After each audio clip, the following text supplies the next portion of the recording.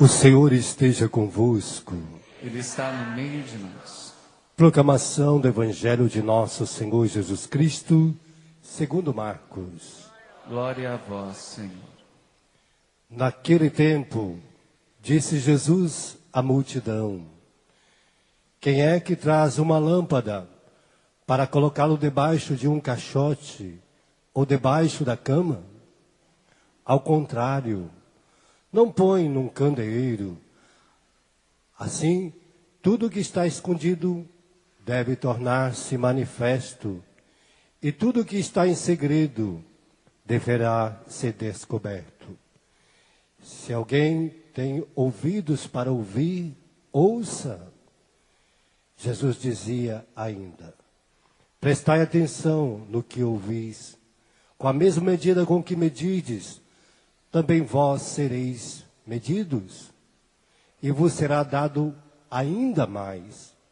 Ao contrário, quem tem alguma coisa, será dado ainda mais. Do que não tem, será tirado até mesmo o que ele tem. Palavra da salvação. Glória a vós, Senhor. Aleluia, aleluia, aleluia, aleluia,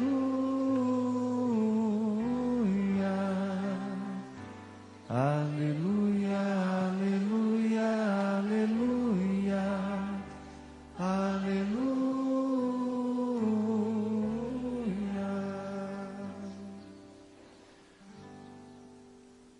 Caríssimos irmãos e irmãs, a celebração de hoje, desta quinta-feira, nos situa na terceira semana do tempo comum. E este tempo, proporcionado pela nossa igreja, no arcabouço do ano litúrgico, é um espaço de crescimento para nós, é um espaço de amadurecimento na fé, contemplando os diversos mistérios da vida de nosso Senhor Jesus Cristo. O tempo comum na vida da nossa igreja, então, é um tempo de dar passos, é um tempo de amadurecimento. E cada um de nós é convidado pela liturgia de hoje a darmos esses passos em direção ao Senhor, de crescermos na fé, de fazermos uma experiência viva e verdadeira com nosso Senhor Jesus Cristo. A liturgia de hoje nos apresentou no Evangelho o texto de Marcos, no capítulo 4, para nos dizer, meus irmãos, de uma realidade muito importante na nossa caminhada com Cristo, a realidade do encontro. Parece que as parábolas que nós ouvimos no Evangelho de hoje são uma contradição com aquilo que é a perspectiva que Marcos apresenta sobre Jesus Cristo. Antes desse capítulo de hoje, vocês sabem que o Evangelho de Marcos, ele tem vários milagres de Jesus, ele apresenta uma grande quantidade de episódios onde Jesus está realizando milagres. Só no Evangelho de Marcos nós contemplamos 18. Mas em cada um deles, vocês percebem que Jesus, ao final daquela cura, no final da manifestação do seu poder, ele diz: não contem nada a ninguém. Já viram isso, né? Já escutaram essa palavra de Jesus? Não falem nada a ninguém. Porque, na perspectiva de Marcos, existe no seu evangelho o chamado segredo messiânico. Ou seja, o escondimento de Jesus para que, no momento oportuno, ele se manifeste para as pessoas publicamente e a sua identidade seja revelada. O segredo messiânico, então, ele vai permear todo o evangelho de Marcos. Mas como que nós escutamos hoje, nestas parábolas, dizer que nós não podemos pegar uma lâmpada e colocá-la debaixo da mesa? Ela tem que brilhar, ela tem que aparecer, ela tem que iluminar as realidades onde ela está. Por quê? A partir, meus irmãos, daquilo que é o segredo messiânico, onde Jesus nos convida a fazer uma experiência com Ele, a termos um encontro com Ele, a criar com Ele uma relação de intimidade, é a partir disso que nós vamos manifestar a sua identidade ao mundo.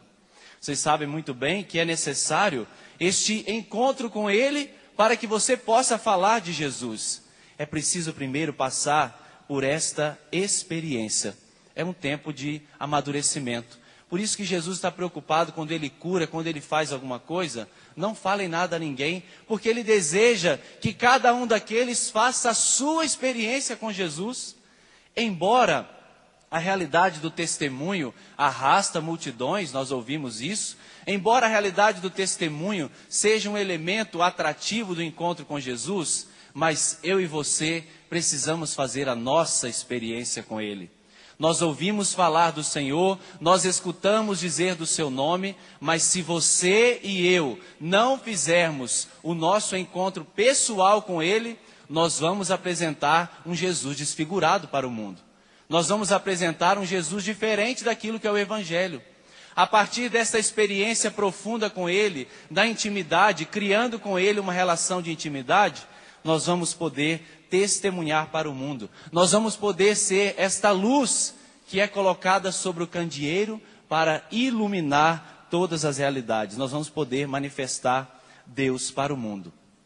Nós ouvimos nessa semana, na celebração da conversão de São Paulo, a leitura do texto dos Atos dos Apóstolos, falando sobre justamente a igreja primitiva que surgiu da experiência com Jesus, era chamada a igreja do caminho, os seguidores do caminho, aqueles que dão passos em direção ao Senhor, aqueles que vão construindo, a partir de uma experiência com Jesus, o seu itinerário de fé, o seu caminho de crescimento. Por isso a nossa caminhada cristã, meus irmãos, ela é marcada pelo caminho, pelos passos, os processos que nós vamos vivendo, as etapas que nós vamos vivendo com o Senhor para o nosso amadurecimento.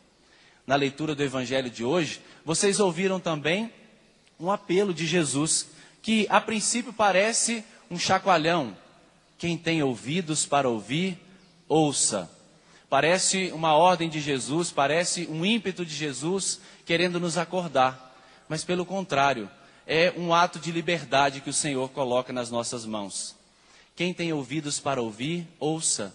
Quem soube escutar a palavra de Deus e fez a experiência, agora coloque em prática. Antes da leitura do Evangelho de hoje, está aqui no contexto do Evangelho, aquela parábola do semeador. A semente que produziu fruto é aquela que escutou a palavra de Deus, que tem um terreno sólido. Essa dá muitos frutos. Por isso o Senhor coloca nas nossas mãos a liberdade da escolha, a liberdade de escolher por Ele, a liberdade de caminhar com Ele, a liberdade de no dia de hoje fazer uma opção fundamental por Ele, a liberdade de querer estar com Ele. E isso fica muito forte na leitura de hoje que nós ouvimos da carta aos Hebreus, onde nos apresenta no capítulo 10, a partir do versículo 19. Nós temos, irmãos, a ousadia de entrar no santuário pelo sangue de Jesus, pela liberdade que nos foi dada através de Cristo nosso Senhor. Em Cristo Jesus, e nós estamos meditando ao longo desses dias, na primeira leitura, a carta aos Hebreus, Cristo é o sumo sacerdote. Cristo é aquele que faz esta ponte entre o Pai e a humanidade. E na sua humanidade rasgou o véu do santuário, ou seja, quebrou toda a separação que existia entre nós e Deus. Quebrou o muro de separação entre a humanidade e Deus. Nós podemos experimentar a bondade do Pai. Nós podemos viver um relacionamento de amor com o Pai em Cristo Jesus, nosso Senhor. Nós temos plena liberdade. Nós temos pleno acesso através da encarnação do Verbo, da segunda pessoa da Santíssima Trindade, nós temos pleno acesso à vida de Deus. Mas como é que eu vou chegar lá, padre? Como é que se dá esse acesso? Como é que é esse caminho? Qual deve ser o caminho a percorrer para participar dessa grande alegria? Porque uma coisa é nós termos tudo isso e não participar dessa alegria. Uma coisa é termos Cristo, sumo sacerdote, mediador entre Deus e os homens, e não participar dessa grande graça. Qual deve ser o caminho?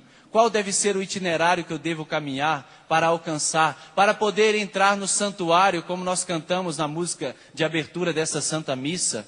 Eu quero entrar, Senhor, no santuário, mas como que eu vou fazer isso? A leitura nos responde, meus irmãos, e ela nos dá alguns elementos para entendermos este caminho.